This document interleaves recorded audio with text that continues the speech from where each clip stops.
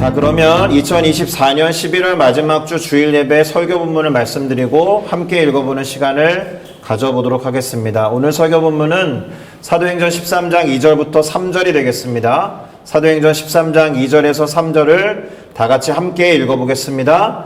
주를 섬겨 금식할 때에 성령이 이르시되 내가 불러 시키는 일을 위하여 바나바와 사울을 따로 세우라 하시니 이에 금식하며 기도하고 두 사람에게 안수하여 보내니라. 아멘. 자, 저는 방금 함께 읽어본 사도행전 13장 2절에서 3절을 가지고 보내는 교회라는 제목으로 말씀을 나누면서 교회 공동체에 관한 설교 네 번째 시간을 함께 가져보려고 합니다. 오늘은 선교사님의 선교 보고도 있었고 또 영민자매를 한국으로 파송하는 시간도 있어서 누군가를 이렇게 보내는 것에 우리의 감정이 다소 많이 향해 있는 것 같습니다. 설교 제목도 보내는 교회다 보니 더욱 그런 듯 합니다. 자, 일단 오늘은 안디옥에 있었던 교회의 이야기로 시작을 해보려고 합니다. 안디옥이라는 지명에 대해서 살펴볼 필요가 있습니다. 안디옥은 성경에 두 군데가 나옵니다. 한 군데는 터키 중남부에 있는 비시디아라는 곳에 있던 안디옥이고 나머지 하나는 오늘날 시리아라고 부르는, 당시에는 수리아라고 부르던 곳에 위치했던 안디옥. 두 군데가 성경에 언급되어 있습니다. 그러면 왜 안디옥이라는 도시가 여러 개 있느냐? 지금 언급한 두 개를 포함해서 그냥 이 두 개를 언급한 정도가 아니라 사실 안디옥이라는 도시는 수십 개가 있습니다. 이게 우리나라의 경기도에 있는 광주, 전라남도에 있는 광주, 요 정도의 이야기를 하는 게 아니고요.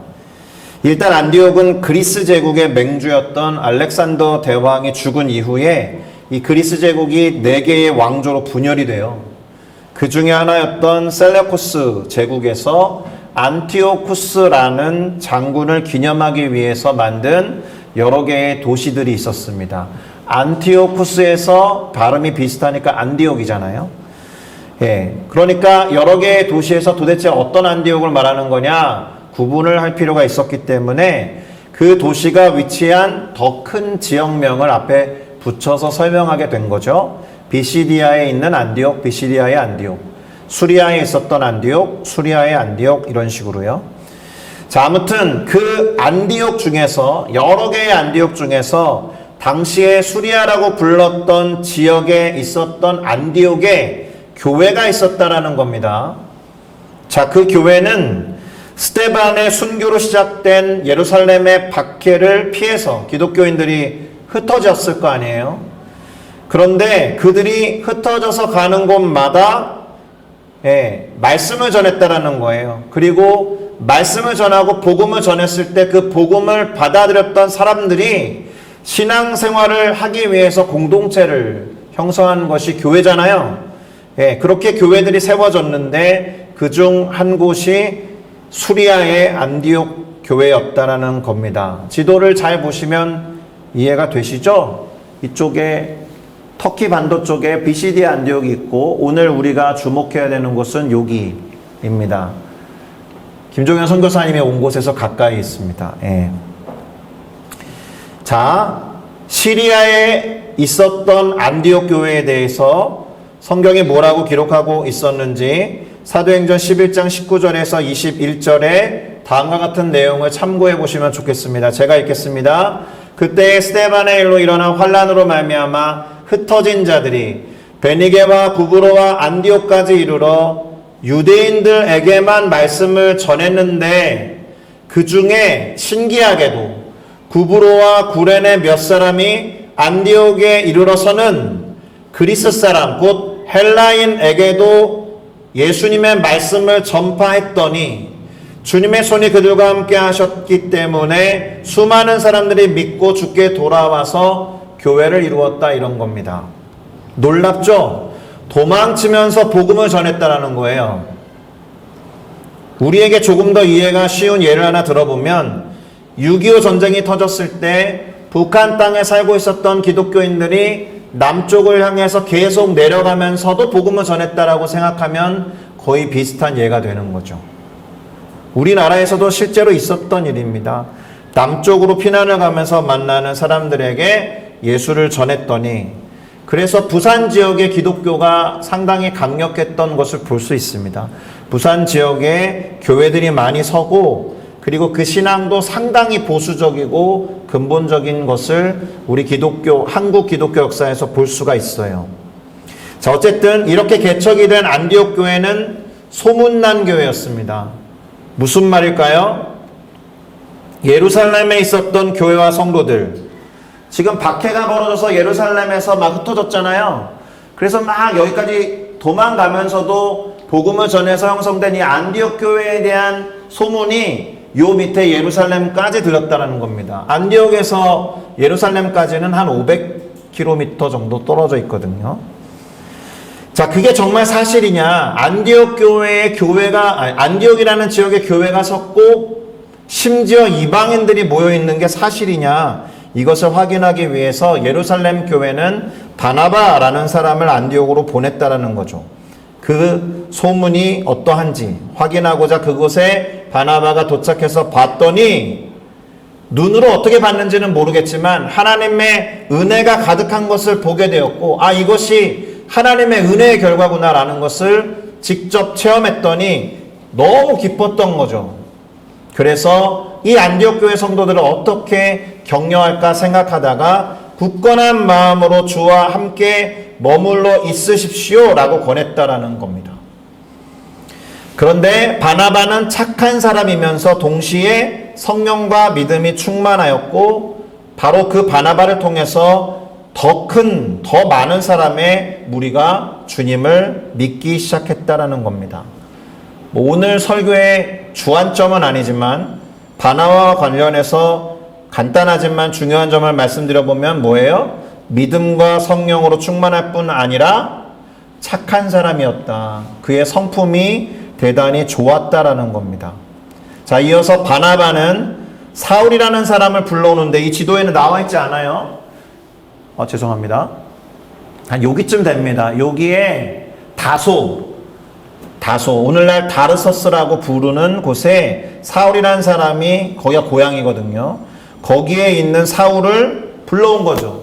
그렇게 멀지 않으니까 이 안디옥으로 불러와서 1년 동안 머물면서 교회에서 가르쳤고, 그래서 그 교회 성도들과 이 두 사람의 제자들이 주변 사람들로부터 그리스도인이다, 크리스찬이다 라는 말을 비로소 듣게 되었다라는 겁니다.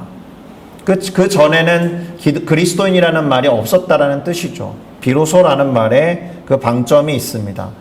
자, 그리고 우리는 사도행전 13장 1절에서 3절, 오늘 설교 본문이 포함된 구절들을 통해서 안디옥 교회가 어떤 교회였는지를 조금 더 자세히 알 수 있습니다. 사도행전 13장 1절에서 3절을 읽어보겠습니다. 이미 한번 읽었습니다. 1절 빼고요. 제가 읽겠습니다. 안디옥 교회에 선지자들과 교사들이 있으니 곧 바나바와 니게르라 하는 시몬과 구레네 사람 루기오와 분봉왕 헤롯의 젖돈생 미나엔과 및 사울이라.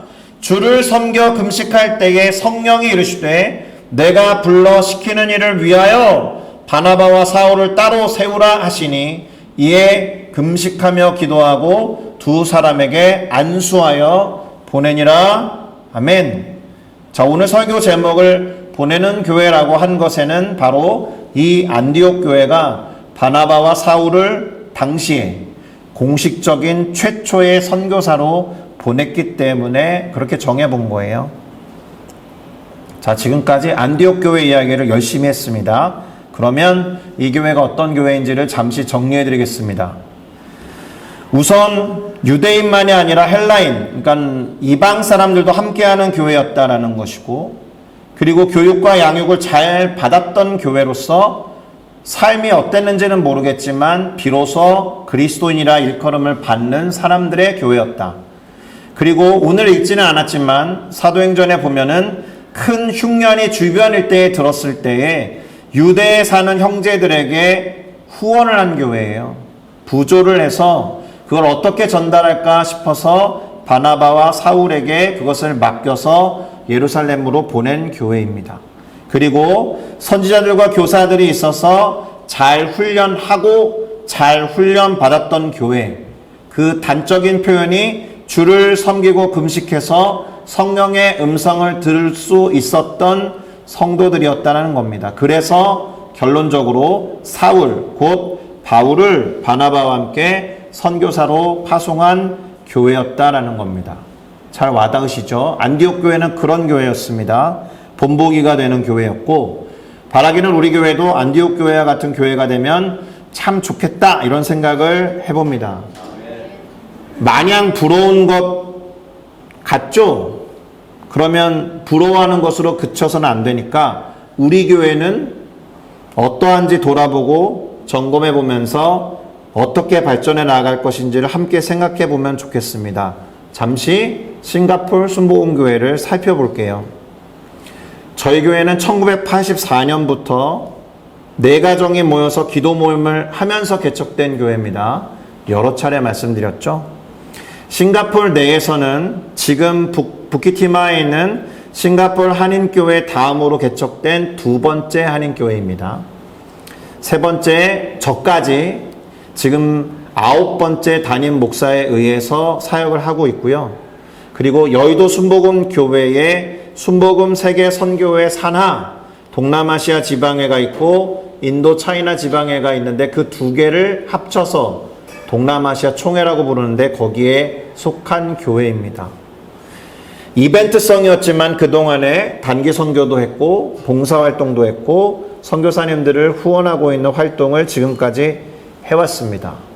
40년 동안 다양한 모습으로 존재해왔고 때로는 단발성 이벤트처럼 보이지만 그래도 함께 기도하면서 이것은 한번 해봤으면 좋겠습니다 라는 것들을 해왔습니다.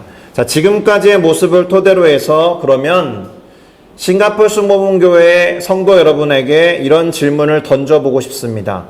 자, 싱가포르 순복음교회인 우리들은 지금까지 무엇을 해왔고 지금은 무엇을 하고 있으며 앞으로는 무엇을 해야 하는가?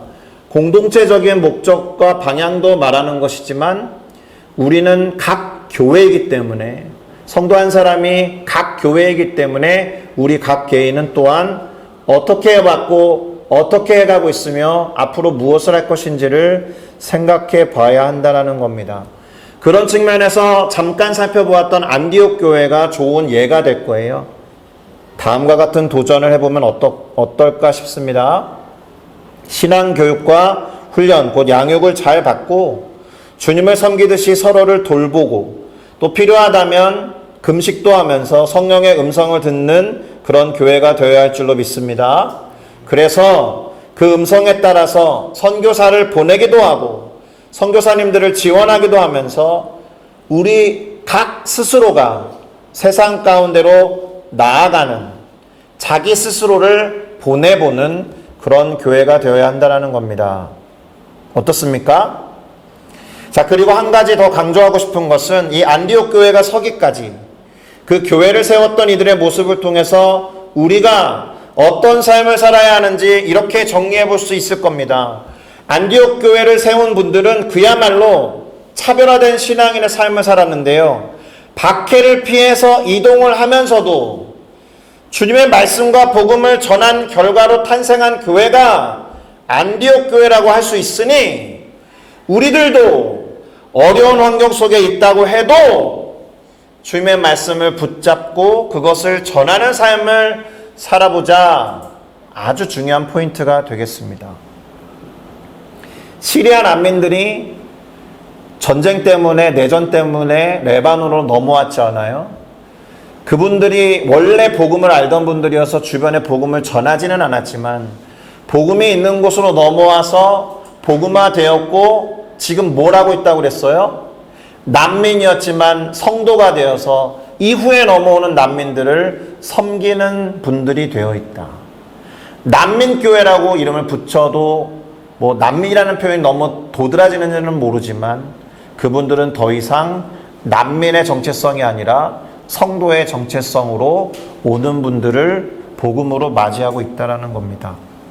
자, 이제 설교를 마무리해 보겠습니다. 오늘은 선교사님 선교 이야기 있고 해서 설교를 길게 하지 않으려고 노력을 했습니다. 오늘 설교 제목이 뭐였어요? 보내는 교회였습니다. 그러면 누군가를 보내야 한다는 것인데 누구를 보낼 것인지에 대해서 깊이 생각해 보셔야 합니다. 싱가포르에 나와 있는 우리들, 나그네의 삶이라고 지난주에도 말씀드렸고 그 전에도 여러 차례 말씀드렸습니다. 나그네로 나와 있는데 과연 누구를 보낼 수 있습니까? 여기에 터를 잡고 살고 있는데 그러면 누구를 보내는 걸 생각하기 쉽지만 나도 지금 어딘가로 어쩌면 쉽게 이동할 수 있는데 과연 누구를 보낼 수 있냐는 거예요. 끼케야 이곳에서의 생활을 마치고 한국이나 주변 다른 곳으로 이동하는 분들을 보낼 수 있죠. 파송이라는 이름을 가지고. 그러나 거기에 머물러서는 안 되라는 거죠. 그러한 과정을 포함해서 누구를 어디로 보내야 하는지를 한번 깊이 생각해 보자는 겁니다. 주변 지역으로 선교사님들을 파송하는 것이 생각해 보면 가장 영광스러울 거예요. 바라기는 싱가포르 순복음교회 1호 선교사가 예를 들어서 인도네시아 바탐으로 파송되었습니다. 이런 소식을 접하게 되면 너무 좋을 것 같아요. 그러나 그러한 경우만을 말하지 않을 겁니다. 그렇게 결론을 내리면 살짝 우리로부터 먼 이야기라고 느껴질 거예요. 결론을 위해서 조금 어렵게 다가오는 독일어 단어 하나 말씀드리겠습니다. 독일어로 지친 레빈이라는 단어가 있습니다. 지친 레빈. 이런 말이 있는데 영어로 번역하면 setting in life예요. 그리고 우리말로는 삶의 자리라는 뜻입니다. 이게 원래는 성경을 어떻게 해석할 것인가 하는 학문에서 나온 단어입니다. 당시에 살았던 사람들의 삶의 자리, 삶의 배경, 삶의 현장을 고민하고 고려해서 성경을 해석해야 된다라고 할 때 쓴 단어입니다. 그래서 바꿔 말하면 컨텍스트라고 번역이 되기도 하고 백그라운드라고 번역을 해도 틀리지는 않을 겁니다. 자, 그런 이야기를 지금 하려는 것이 아니라 우리에게 주어져 있는 컨텍스트, 우리에게 주어져 있는 백그라운드에서의 삶에 대해서 생각해 보라라는 거예요. 이민자잖아요. 또는 외국인 근로자라잖아요. 또는 주재원이잖아요. 저처럼 한인교회 목회자로서 또 선교사로서 각자의 삶의 현장과 자리가 있잖아요. 나 지금 나와 있으니까 누구를 보내냐가 아니라 그렇게 형성된 삶의 현장과 자리가 있잖아요. 바로 그 삶의 자리로 우리를 보내셨던 하나님의 마음을 아는 것에서 시작해야 한다는 거예요. 유학생으로 왔으니까 학위 끝나면 돌아가는 게 끝이 아니라 2년, 3년 머물러 있는 삶의 자리, sit in, live, 이것을 생각하시면서 하나님의 마음이 어디에 있는지를 돌이켜 보셔야 합니다. 결론처럼 말씀드리는 거지만 그 삶의 현장에서 선교자처럼 사셔야 한다라는 거예요. 40년 전에 기도 모임을 시작하면서 이 교회를 개척했던 우리들의 선배님들도 싱가포르라는 삶의 자리에 얼마나 머물지 모르면서도 기도하면서 자기 스스로들을 이곳에 심고 하나님의 마음을 품고 보냄을 받은 선교자로서 서 있었던 결과가 싱가포르 수복음 교회 아닙니까? 그러니 그런 선배님들, 그리고 안디옥 교회를 만들어 냈었던 분들, 힘들고 어려운 상황에서도 복음과 말씀을 전하셨던 것과 마찬가지로 쉽지 않은 싱가포르에서의 삶에서도 비록 녹록지 않아도 교회 공동체를 세워나가고 주변에 있는 사람들에게 복음을 전해서 모였던 것처럼 우리들도 삶의 자리, 삶의 현장으로 보내졌다라는 것을 인식하시고 설사 그곳에 너무나도 어려운 상황이 벌어진다 해도 지혜롭게 말씀을 전하는 자가 되어야 한다는 거예요.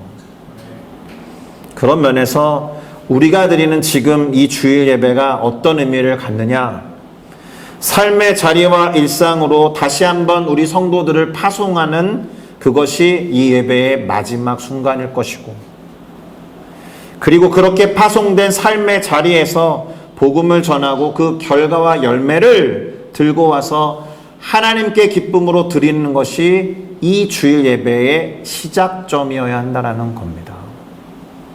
이게 세상 속에서 쩔어가지고 지치고 힘든 상태에서 위로가 필요해서 힘들게 이 유리 문을 열고 들어오는 분들도 귀하고 우리가 보듬어줘야 하겠지만, 사실 예배는 드리는 것이 핵심이니까 무엇을 드릴 것인가?